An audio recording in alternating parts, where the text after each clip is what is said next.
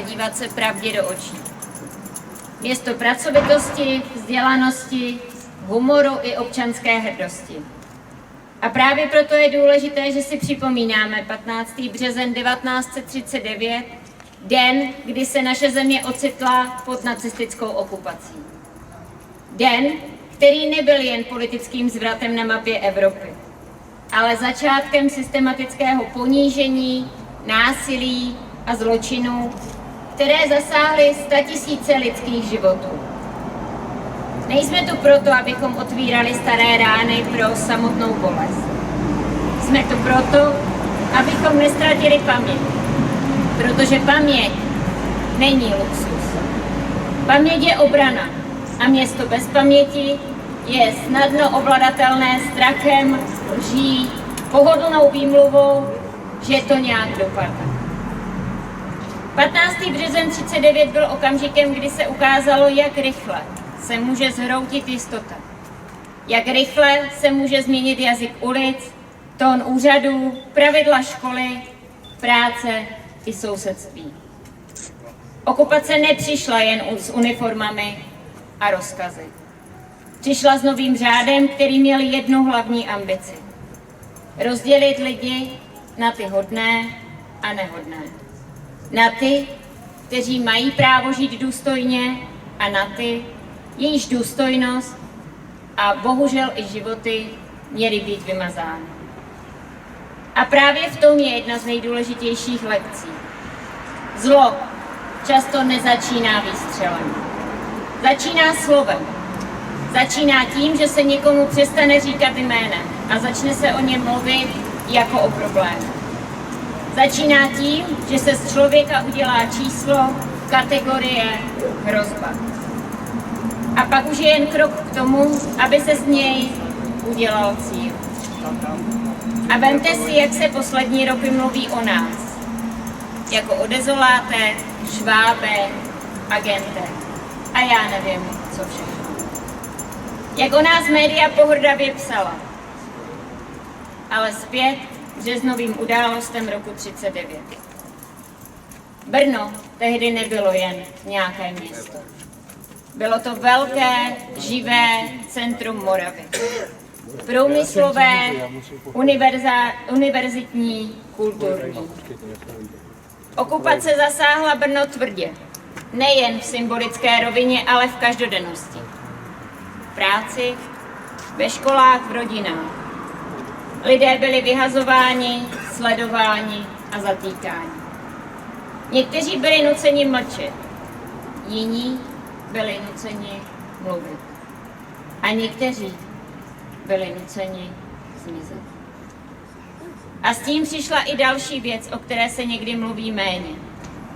Přišla zkouška charakteru.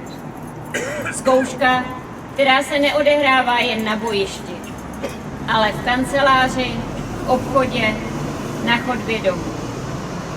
Zkouška, jestli se člověk přidá k davu, nebo si uchová páteř. Když si připomínáme 15. březen, připomínáme si také ty, kteří se okupaci postavili. Ať už otevřeně, nebo potichu. Ty, kteří pomáhali pronásledovaným. Ty, kteří riskovali, že přijdou o práci, svobodu, o rodinu. Ty, kteří se zapojili do odboje. Ty, kteří šířili zprávy, ukrývali lidi, falšovali dokumenty, nosili jídlo, předávali vzkazy. A pak je tu moment, který do brněnské paměti patří a měli bychom si ji opakovaně připomínat. Krátce po okupaci 17. března Brno navštívil Adolf Hitler. Doporučuji všem, kteří zvedli ruku pro podporu různých organizací, které si dali jakési smíření se sudetskými Němci do jádra své činnosti, aby se podívali, jak Sudeťáci vítali svého vůdce Adolfa Hitlera. A my se jim máme omlouvat? My máme platit jejich činnost u nás? Ano, během války se vždycky dějí nepravosti, omyly, i tragické a nevrátné. Ale odsun německého obyvatelstva byl důsledek. Důsledek dohody vítězných mocností. a hlavně důsledek 6 let tyranie nacistického Německa, které se o sudetské Němce u nás opíralo. Je důležité mluvit i o obětech, o lidech, kteří byli vyhnáni, vězněni, mučeni a vražděni. O rodinách, které se rozpadly. O dětech, které dospěly příliš rychle. O těch, kteří se už nikdy nevrátili. A teď si dovolím jednu brněnskou poznámku. Okupace nebyla správa území. Byla to krádež státu, krádež práv a krádež budoucnosti. Proč je to důležité říkat i dnes? Protože čas má zvláštní schopnost obrušovat hrany. Protože se občas objeví pokušení relativizovat. A to vidíme aktuálně i nyní. Máme to tady, přímo v Brně. V květnu se sem sjedou tisíce Němců. A není příhodnějšího momentu, než připomenout slova Edvarda Beneše, které pronesl v květnu 1945 právě v Brně. Až do poslední chvíle hnal německý lid do fanatického boje a tento lid do toho boje šel. To, co se zdá neuvěřitelným a nepochopitelným, se opravdu dělo. Ten německý lid šel do krvavého vraždění jako slepý a hluchý. Nevzepřel se, nezamyslil se, nezastavil se. Šel a dával se tupě anebo fanaticky zabíjet a zabíjet. I sám Edvard Beneš ve svém projevu ke Svazu osvobozených politických vězňů a pozůstalých už v prosinci 1945 předpokládal, že dojde k přepisování historie. Říkal jsem vám při jiných příležitostech, že máte všechno zaznamenávat a povědět, co jste zažili ve svých vězeních a koncentračních táborech. Ne snad jen proto, abyste vyložili nám všem svá utrpení, ale proto, abyste se znovu mohli bránit, až oni začnou se svou očišťovací kampaní. Že začnou, o tom buďte přesvědčeni. A konečně přijdou opět, aby od očišťování přešli k útoku. Bude to nová reakce, která opět spojí útok na pokrok sociální s útokem na naši svobodu národní a lidskou. Buďte na tento útok připraveni a mějte svá fakta, své záznamy a své vzpomínky pohotově, neboť nikde se tolik nezapomíná, jako právě v politice.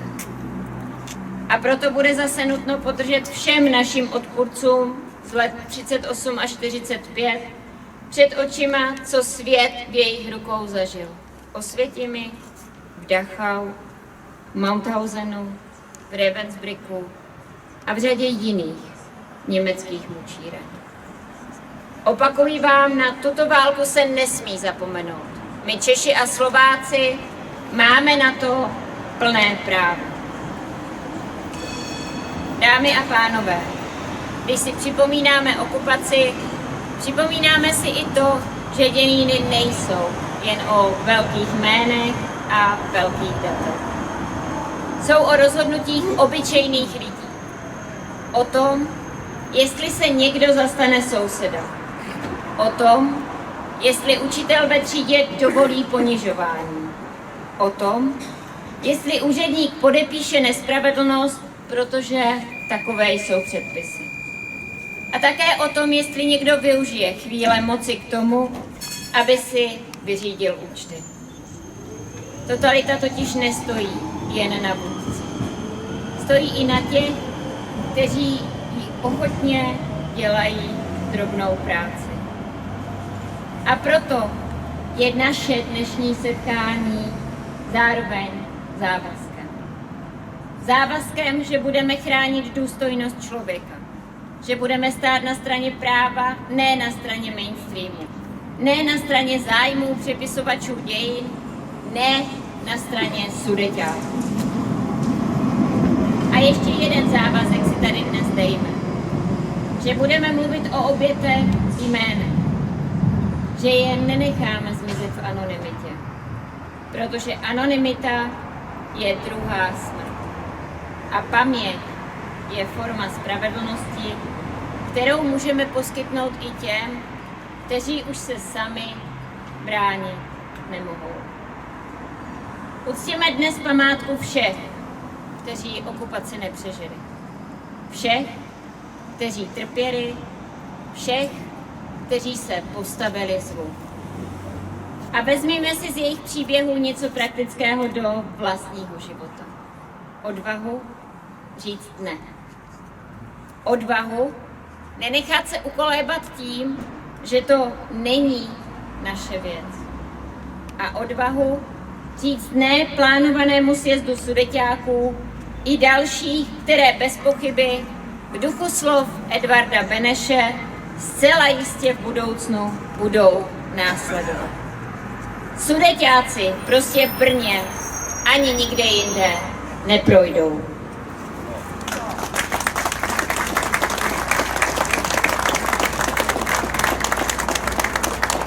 Děkuji Kateřině Konečné a poprosím.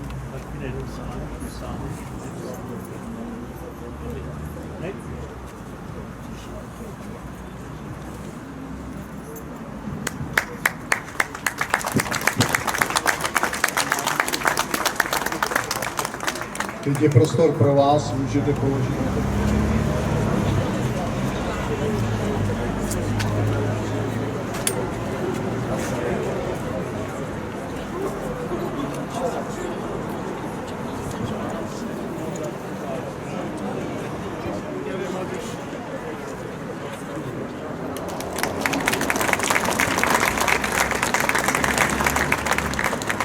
Na závěr našeho shromáždění zazní česká hymna.